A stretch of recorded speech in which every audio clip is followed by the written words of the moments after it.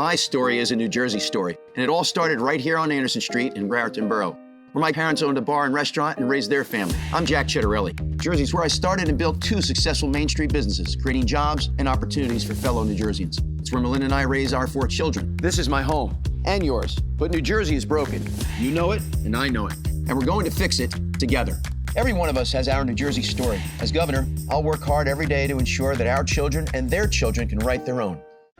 Good evening, ladies and gentlemen. It is March 7th, 2021, and you are now watching Real Talk with Ronnie.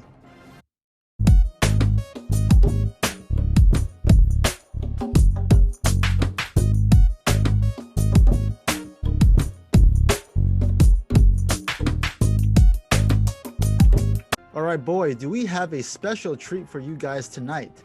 This past week, I had the distinct honor and privilege of having an exclusive sit-down with Jack Ciattarelli. Mr. Ciattarelli is the current frontrunner for the GOP nomination and essentially the presumptive GOP nominee for governor of New Jersey. Jack has a stellar resume and commitment to public service. He served in literally every level of government in New Jersey, from Raritan Borough Councilman and Council President to Somerset County Freeholder, and finally as New Jersey Assemblyman for the 16th Legislative District, where he served 3 consecutive terms. While in the Assembly, Jack served on the Financial Institutions and Insurance and the Regulated Professions Committees and rose to the rank of Assistant Republican Whip. In 2017, Jack launched his first campaign for governor, but fell short in the primary to eventual nominee, Lieutenant Governor Kim Guadagno. Aside from being a dedicated public servant, Jack is also a highly accomplished and successful entrepreneur, having started 2 successful companies all right here in New Jersey, while raising his family with his wife of 25 plus years, Melinda, and their 4 lovely and also highly accomplished children. Jack is a licensed CPA and earned both his bachelor's and MBA degrees in finance from Seton Hall University. The level of dedication that Jack has displayed and continue to display every single day as he runs for governor is truly unparalleled and breathtaking. It has indeed been a while since a candidate like Jack Ciattarelli has come along. In my most humble opinion, Jack embodies that rare mix of charisma, business acumen, political integrity, common sense conservatism, and wide crossover appeal that we haven't seen in a candidate in a very long time, especially here in New Jersey. Governor Phil Murphy has failed our state on nearly every single level and in nearly every single aspect. From his never-ending tax hikes, his highest in the nation property taxes, his constant assault on our business community, to his disastrous handling of the coronavirus, which resulted in the deaths of countless lives in our state's nursing homes.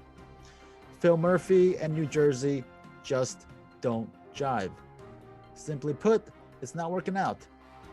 Now, more than ever, we need a candidate of Jack's caliber to help fix our broken state. I am 1,000,000% confident that Jack is the man to do it, and I am equally confident that he can get the job done. I fully and completely endorse and support Jack, and I highly encourage all of you to do the same. All right, without further ado, I now bring you my interview with Jack Ciattarelli.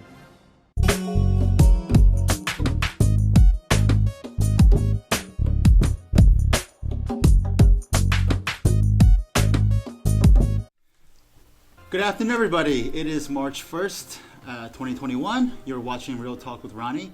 And today on our program, as you can see, we have a very special guest, Jack Ciattarelli. Thank you for joining us. Great to be on Real Talk with Ronnie. Thank you. Wow. So, Jack Ciattarelli, if you don't know him, which is impossible because everybody knows you now, he is running for governor of New Jersey, and it's been a long time coming, right? We've been on the road for 3 years, 13 Basically, months as an official candidate. So, okay. But up and down the state, enjoy every minute of it. Right. All right, Jack. So let me just say, the first time that I met you was actually in 2017. It was during the BCRO convention, and what struck me about you was that the first time that I met you, you actually complimented me you said like, "Wow, you're like dressed to kill," and that really stuck with me. I was like, "Wow, this is a really cool guy." And since then, I've been a fan, but not just because you complimented me. It was because you've got the right stuff, you've got the qualifications and the skills and the know-how to fix this state. Well, Ron, I really appreciate that. The kind words are well received. Sure. Thank you. So, Jack, for all the viewers that are watching, can you give us a little brief history about your background, about your family, and what makes Jack Jack? Well, New Jersey's home. It's where the Ciattarelli family immigrated about 100 years ago. My father's family was from north of Rome, along the Tuscany region. My mother was second generation, and she was one of 8 from Brooklyn. Wow. But New Jersey's been home for us for a long time. Okay. I'm a third generation New Jersey in that sense. My parents raised their children here, all of us, my siblings and I. Okay. And my wife and I are married 26 years. We've raised our 4 children here. Wow. And so this is where I've passed the CPA exam. Okay. It's where I attended Seton Hall University, bachelor's in accounting, master's in finance. Wow. It's where So I've you're started pretty 2 good with businesses. numbers, right? I'm good with numbers. It's where I've started 2 businesses, one in the 90s that was sold, and then another one I started in 2000, sold that in 2017. Okay. It's where I've also had the privilege of serving at every level of government here in New Jersey. I was a 2-term borough councilman in the town my grandparents immigrated to, Raritan, Borough, Somerset County. And then a few years later, I was a 2-term freeholder when they were freeholders in Somerset County. Now they're county commissioners, right? County commissioners. And then 3 2-year terms in the 16th Legislative District, which includes parts of Hunterdon, Somerset, Middlesex, and Mercer. Right, okay. So you gave us a very brief rundown on your political history, on your life. So, Jack, you ran in 2017 for the nomination, and you came up short, right? Kim got the nomination then. But basically, you never stopped running since then, right? And I read somewhere that a month after Governor Murphy was, sworn in, you told a reporter that you plan on running again, right? That's right. And actually, I believe last year in 2020, in January, you were the first candidate to announce, right? So I think it's that tenacity and it's that drive that attracts voters to your campaign, because this is a job that it takes a lot of effort. It takes a lot of work, right? And you've certainly put in that work. Has it been tiring, though, for running for an office for nearly 4 years? Well, I don't realize how tired I am until I hit the pillow at night. My wife always says to me, you fall asleep in 30 seconds. Right. Listen, I enjoy the grind. I enjoy the challenge. Right. The one thing I learned when I ran for governor 4 years ago, and I lost the primary to Kim Guadagno, and then we tried to get her elected, but when she lost to Phil Murphy, I went right back out on the campaign trail. But my one big takeaway, Ron, from that experience 4 years ago is that this is the largest small state in the Union. 565 towns, 21 counties. North is very different from Central, and both are very different from South Jersey. Right. And you want to give everybody their due. And I also realized as the minority party in the state, we've got to work harder. Right. We've got to get up and down the state and go places Republicans typically don't go. And so there were those that criticized me when I declared for governor January of 2020 and said it was too early. Anyone that says it's too early has never run for governor before. Yeah. So, and I think that's right. I mean, because Jersey is different than a state like California, where it's huge, or Texas, right? But even though our state is small, it's a very compact state. It's a very populated state, and there's many pockets. There's many people. There's we've got the shore, right? We've got the city. So it's like the best of both worlds. So because of that, you've got to crisscross and travel throughout the whole state, right? I believe that when you run for governor in a state like Texas or California, a lot of communities might say, "Well, we can't expect them to get here. Look at how big we are." Right. Here's the deal in New Jersey: Yeah. everyone expects you to get there, and you actually have to do it. And I actually get to do it, and I'm happy to do Right. it. I want people feeling vested. I want people feeling equally important because they are, and so it's my job to get up and down the state and create energy and positive momentum for all of our candidates, no matter what legislative district, no matter what county race, no matter what town they're in. My job at the top of the ticket is to create energy and momentum for all Republicans down ballot. Okay. So, Governor Murphy, why does he need to go? I don't think he understands New Jersey. He wasn't born here. He wasn't raised here. He didn't go to school here, never worked here, never owned a business here. And that shouldn't necessarily disqualify anyone per se, but in my mind it reveals a lack of understanding for New Jersey, a lack of understanding for our small business economy. I think he has shown a real lack of empathy and sensitivity with his executive orders and the impact they've had on small businesses. 1 out of 3 New Jersey small businesses have closed their doors forever. Mom and pop shops that have been in generations, families for generations. When he says he wants to make New Jersey the California of the East Coast, I think it shows a real lack of understanding for Jersey pride and Jersey toot, if you know what I mean. Yeah. We've got our own kind of mojo going on here. When he stands up and says that if taxes are your issue, we're probably not your state, to me it shows a real lack of understanding. A lot of people took that comment to be very arrogant, right? The fact that he said that, it's like, oh, well, if you don't like your taxes, then you can leave. Yes. And that's not really what you should do or say as a politician, as a uniter, as a leader who's trying to get people to come to Jersey, to get Jersey to try to flourish, right? That's not the right messaging. It's not the right messaging. And I'm not saying it's easy lowering property taxes, but I'm also saying it can be done. But if you take that attitude, what you're basically saying is... Take it or leave it, right? Take it or leave it. And that shouldn't be the case. Okay. There are things that bother New Jerseyans, and rightfully so. Right. We have the worst property tax in the nation. We have the worst business climate in the nation. We have the second worst public pension problem in the nation. And the way we do affordable housing is just nuts. Right. We need low-income housing for young people, for seniors, for veterans and disabled folks, and those below the poverty line. But the way we do it is just nuts. It only makes property taxes higher for everybody. Okay. So we need to fix those issues. Okay. So, Jack, let me ask you. So you mentioned the property taxes, right? The business climate. And how do you plan on fixing those, though? So here in New Jersey, your property tax bill is comprised of three parts. There's the municipal tax, the county tax, and the school tax. School taxes are off the charts in the vast majority of our towns because of the way we distribute state aid for schools. We need a new school funding formula. I believe the current formula, Ron, it's nefarious, it's arbitrary, it's unfair. I believe it's even unconstitutional. Right. The Equal Benefit Clause in our Constitution says that no community is supposed to suffer at the expense of another. Yet that's exactly what happens with the way that we distribute state aid for schools. Under Governor Ciattarelli, we'll have a flatter and more equitable distribution of state aid. I see something along the lines of X for every English-speaking student, Y for every English language learner, and the state will take over the cost of special ed. I don't think families should have to move because the quality of special education for special needs students is different from one district to the next. I'd like to see the state play a different role there. I'd also like to see the state place greater emphasis on vocational training. I think we're paying a little too much attention to those students that are going to college. Because everyone's going to college, right? So if everyone goes to college, if everyone thinks they're entitled to a good job, which they are, but then the vocational type of jobs, they get ignored. They get ignored. Right. And with regard to fixing the business climate, I'm an MBA CPA, so I always gravitate toward the tax code. We need significant reforms to our tax code. We need a tax restructuring. We need tax simplification. And we've got to make this a better place to do business. I think we can do that by adopting, for example, Delaware's bylaws for corporate governance. We've all heard of the Delaware Corporation. It's the corporation state. It's the corporation state. Why don't we do that here in New Jersey? We could. Those are things like that. Cut the corporate business tax in half over a 5-year period by lowering it 1% a year. And so there's other things I think we can do to really make New Jersey a really attractive place to do business. What are some of the other issues that are dear and near to your heart in your campaign? What about school choice, military, or law enforcement, and that type of stuff? So we believe in the rule of law, and I don't think we should ever talk about disbanding or defunding police. No matter how good something is, I think we can always make it better. So let's talk about reforms. But the notion of disbanding or defunding police, come on now, we're not going to do that. That's ludicrous. It's ludicrous. And for anyone who's served at the local level, we all know that service at the local level is about safe communities, clean streets, and great recreational programs for our children and our seniors.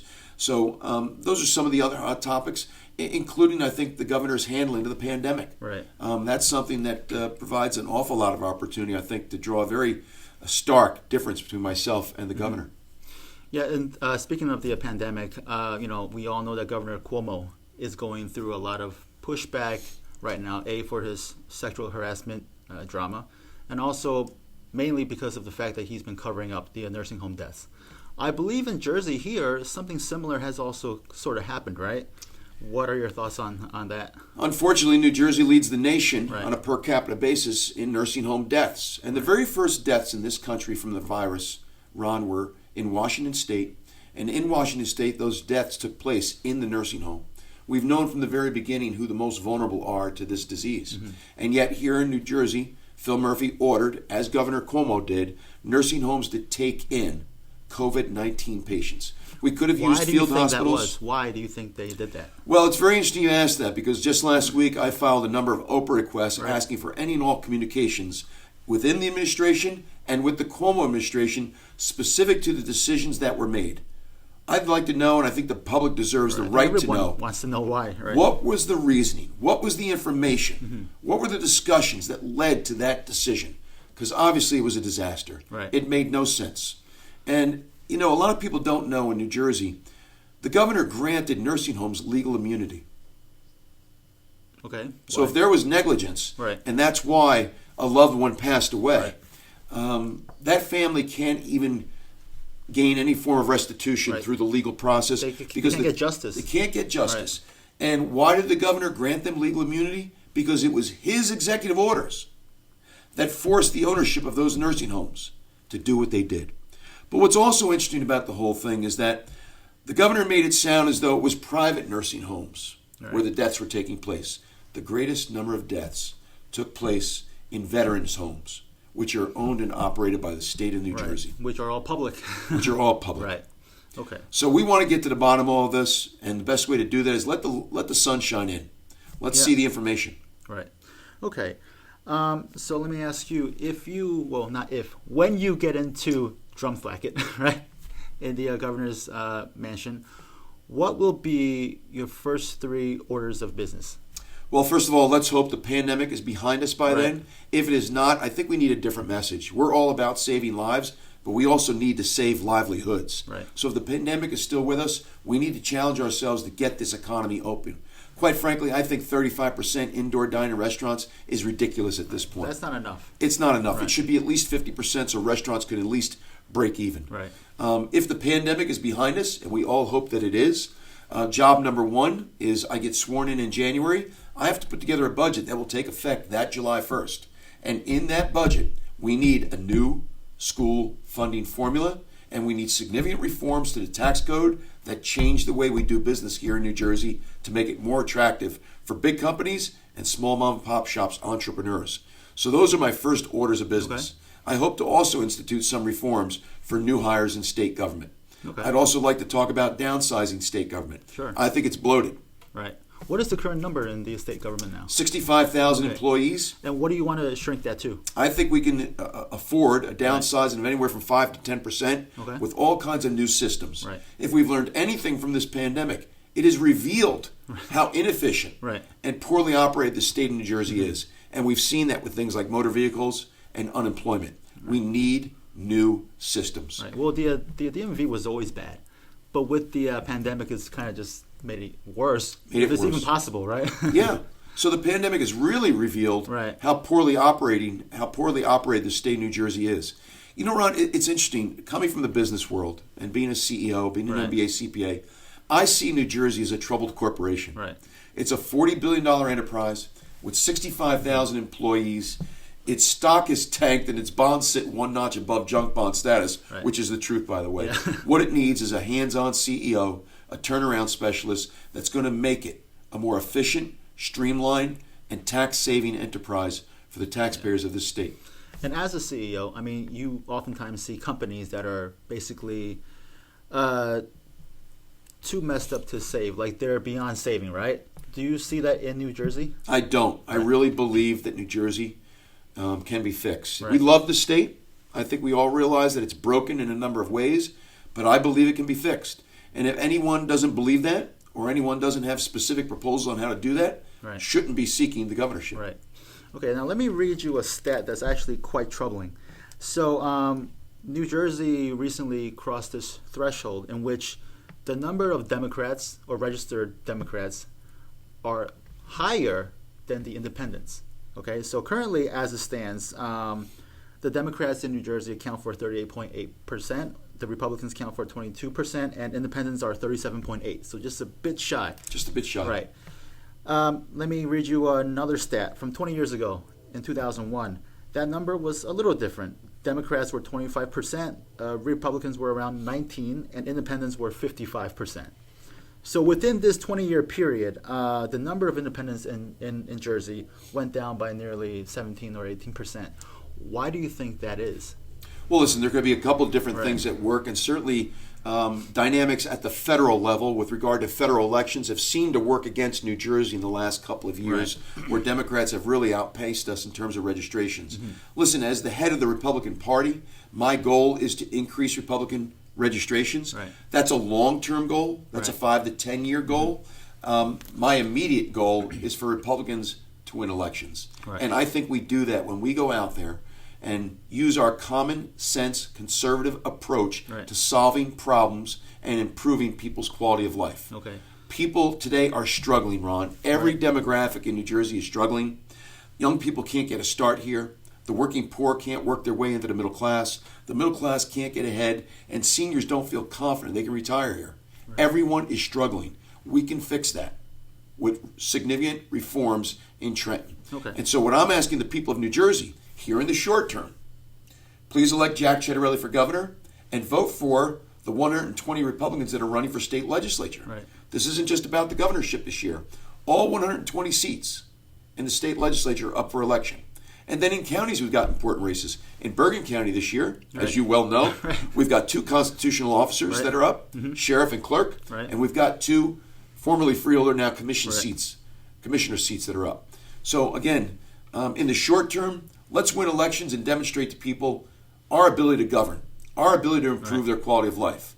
We've done this before. In fact, over the last 40 plus years, Republicans have controlled the executive branch way more than Democrats. And also for the past 40 years, no Democratic governor has won their re-election bid, In 40 plus years, no incumbent Democratic governor has been reelected. And let's face it, it wasn't too long ago. It was only a few years ago that Republicans controlled county government in Bergen County, where you're from. And where you're seeking the commissioner position. Which I hope I get. Which you hope to get. And so I think there's a real opportunity here. I really do. Okay, but just given the fact that that Democrats outnumber the Republicans by more than 1 million in Jersey, how do we kind of make up that gap? Is it just by good messaging, or what do you think? Candidates matter, Ron. Candidates matter. Democrats have always outnumbered Republicans over the last 40 years, and yet we've won gubernatorial elections. And when you look in Bergen County, you look at places like Wallington, look at places like North Arlington, where Democrats outnumber Republicans significantly, and yet you have an all-Republican mayor and council in those towns. It's because at the end of the day, I really believe this. People go in the voting booth, close the curtain behind them, and they're going to vote for the people they think are going to do the best job. People who are working hard to improve people's quality of life. Listen, the other thing from a pure number standpoint, the 2.4 million unaffiliated independent voters lean right. These are fiscally conservative, socially moderate individuals.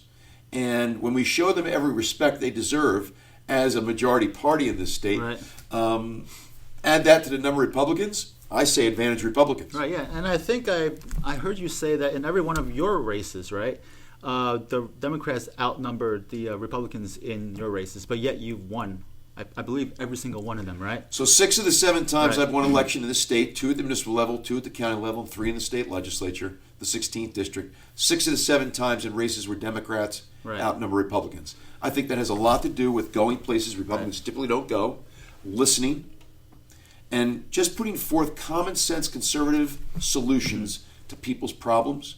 At the end of the day, people will vote for you. So that's the secret sauce, right? I believe it is. And it's worked out for you very well, and I believe it'll work out very well again come November. Okay, Jack, just a few more questions because I know you're a very busy guy. One of the criticisms that I know that a lot of Republicans get, which is not fair, is there's sort of like a litmus test, If Republicans are not sufficiently loyal enough to Trump, they're labeled a rhino.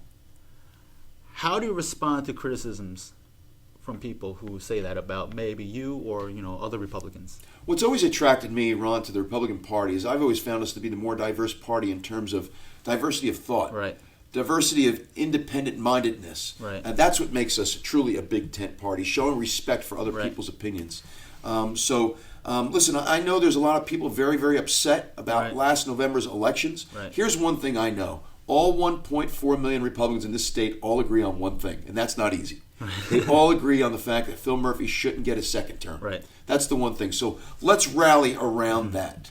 And then also let's look at the other side in terms of their intolerance sometimes for diversity of mind. Right. Jeff Van Drew is one of our only 2 Republican congresspeople in this state. Right. As a Democrat, he voted not to impeach Donald Trump. He voted his conscience, and he voted consistent with the views of his constituents in his district. Right. This is going back 2 years ago. And when he did so, Phil Murphy said there was no room for him in the Democratic Party. Right. So Jeff Van Drew said okay, and he switched to So Republican. he got canceled from the Democratic He got Party. canceled. Right. And so Jeff Van Drew then switched to Right. Republican. And when he did, Phil Murphy called him a coward. I believe a coward is someone that doesn't respect, someone that doesn't accept Right. somebody else's point of view. Right. So with that being said, how do you reach out to those people out there who might be, leaning towards your primary, opponents, or to maybe a third-party candidate? How do you grab them over here and be like, look, I'm your guy? Listen, I have to go and speak with them, Right. and I do. Right. I go and speak to everyone. That's my job. And as a candidate, as an elected official, your first job is to listen. So there's no place that I won't go. There's no one I won't sit down with. Right. And what I do share with them is my vision on how we win this election. We have to ask of our party Right. to put forth someone who's going to win the election in November. The goal is to win. Right. So at the end of the day, I just give people what my vision and strategy is for winning the election, and then I have to hope that when it comes time, they'll vote their conscience Yeah. and agree I with think, me. and it's like you said, the aim of the game is to win. The aim of the game is to right? win. As Republicans, and this is what makes us different than Democrats, that we have the diversity of thought and idea. I mean, we're able to, take the ideas from all different, parts of the party. We're the Big Ten party, right? And, I love Trump, and as you know, I named my son after Trump, right? But even I realize that, you cannot possibly agree with Trump 1,000% of the time. I mean, his own kids probably don't, right? Well, there's an old line. The only person you agree with 100% Right. of the time is the person you see in the mirror. Right, exactly. And even then, maybe not, right? Right. Right. So, I mean, with that being said, I just want everyone to understand that, you can't find someone that's going to agree with Trump 1,000% of the time. So, at the end of the day, we're trying to win our state back. Right. And if we fracture off into all these different candidates or all these different third parties, is only going to make the Democrats happy, right? Yeah. They're the only winners in this demise, right? Yep. So I think it's important for everybody to just kind of band together Yep. and vote for Jack. Well, listen, I appreciate that. The other thing I always try to do is start out with the things that we agree on Right. to show that there is a bond.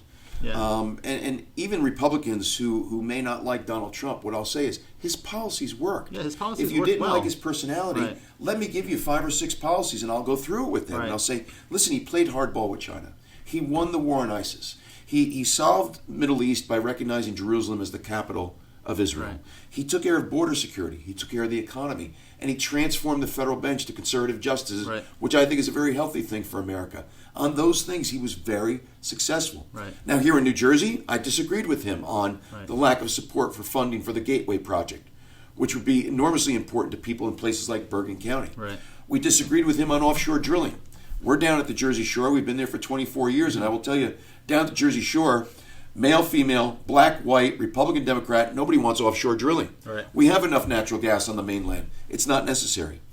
And so those are some of the things that we disagreed Right. with the governor on, with the president on, rather. We'd also like to get our SALT deduction back. Yeah. We are a donor state. Right. And 4 out of 5 people did benefit greatly from the Trump tax reform. But 4 out of 5 did. The 1 out of 5 that didn't, I'd like to see us get our SALT deduction back. We are a donor state. Right. I'd like to see us be able to deduct our state and local taxes. Right. So, I mean, to everyone who's watching, Jack agrees with Trump's policies, with most of them, right? I mean, they've worked. They've been good policies. And like I said, you can't agree with someone 1,000% of the time. Any differences that might have happened in the past were probably more because of personality, right? But in terms of policy-wise, we're all the same. We all agree on one principle, which is to make our state stronger, to make our country stronger. And in order to do that, we need to vote Republican, specifically for Jack. Well, I appreciate that, Ron. But listen, getting Right. back to the point you're making, too, is this time around, more blacks and Hispanic and Latino voters Right. voted for Donald Trump than 4 years ago. Right, yeah. They liked his policies. Right.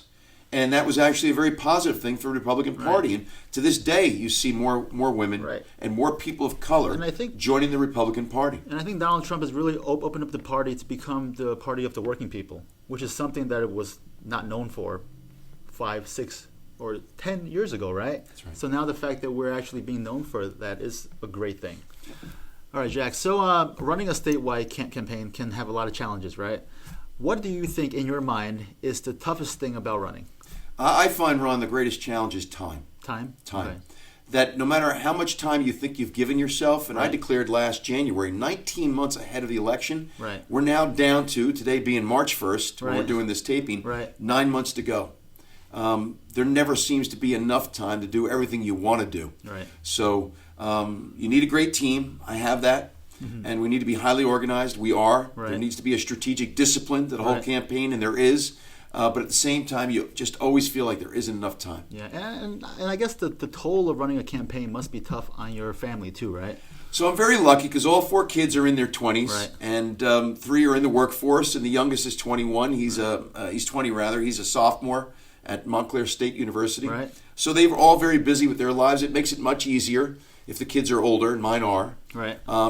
I'm also very fortunate that the last company was sold in 2017, so I don't have any private sector responsibilities, if you will. Right. And I'm married to a saint. So my wife is all in, very supportive, and many times accompanies me on the campaign trail. Right. That makes it all a lot easier. One question I wanted to ask you was, so I know that one of your sons is serving in the military, right? And thanks for that, by the way. I mean, the military is our company, is our country's bread and butter, right? They keep us safe. They ensure that we have the rights that we have today. As a parent, though, is that nerve-wracking when your son is off somewhere? It isn't, because he loves what he's doing. Okay. He loves his country. We're equally proud of all 4 of our children. Right. And we've always said to them, do whatever it is you want to do. Just be the best that you can be. Right. So he's a graduate of the University of Minnesota, where he went ROTC. He's first lieutenant, 10th Mountain Division, and Fort Drum, New York. And I'm sure deployment will come at some point. Right. And he's ready to go. So I don't worry about that, because he loves what he's doing, and he knows what the responsibilities are that come with the job. Okay, and for all of us that are watching, we want to just give your son a collective thank you for his service and for his commitment to our country. Well, it is special people that volunteer for our military, and of course those that also work on the front lines here in our communities. I think it's also special people that want to run for governor, right? Because it's a tough job, right? To be out there every single day on the campaign trail, you got to wither not only the good parts of it, but also the criticisms, and a lot of them are unfair. So I think to run for public office, especially of this stature, of this type, it's a tough process. Listen, it comes with the territory. You're right. It doesn't make it any easier. Right. But call me crazy, I enjoy the challenge. And when there are the criticisms, I look forward to being with those people to have a conversation that gets them to think differently. Right. And so I think far too often today what happens in politics is the moment there's criticism, we don't spend any time with that advocacy or that trade group or those individuals. I've always believed in just going right into the lion's den and let's talk about things we do agree on and see if we can come to terms on the things that we don't. So, I enjoy that challenge. Right, and that's exactly the type of spirit and the type of attitude that we need in our next governor. Well, I appreciate that, Ron. All right. So, Jack, just a few fun questions now, all right? To let the viewers know you more as Jack the person, okay? What is your favorite food? Oh, my goodness. I would say macaroni. We we call it macaroni in our house. We cook a big pot of gravy, not sauce. Sorry, guys. And so nothing like a Sunday dinner with a pot of gravy with sausage and meatball over macaroni. And who cooks, you or your wife? Well, I take care of the gravy in the house. That's my specialty. Wow, so we both love to cook, but the gravy's always mine. All right. Any chance we can get that recipe, or is that a Ciattarelli secret? No, we're not sharing it. Okay. We'll have you over for dinner, but we're not sharing the recipe. Sure, okay. What is your favorite movie? Oh, Cinderella Man is a favorite movie of mine. Russell Crowe, right? Yeah, Russell Crowe plays James Braddock, who was born and raised in Bergen County, known as the Bergen Bulldog. Right. So that's a favorite of mine. Okay. Favorite pizza topping? Oh, sausage. Okay. Oh, easy. Sausage. Okay. I'm more of a pepperoni guy. But I guess sausage. I mean, you kind of need the meat, right? Just anything with meat.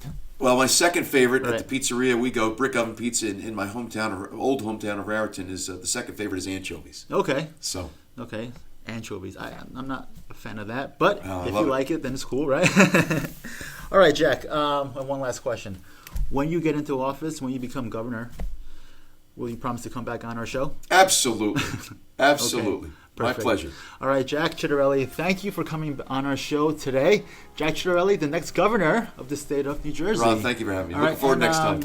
Yeah, so if you want to join Jack's campaign, if you want to donate and learn more about Jack, you can always go to his website, www.jack4nj.com. That's the number 4. Yep, jack4nj.com.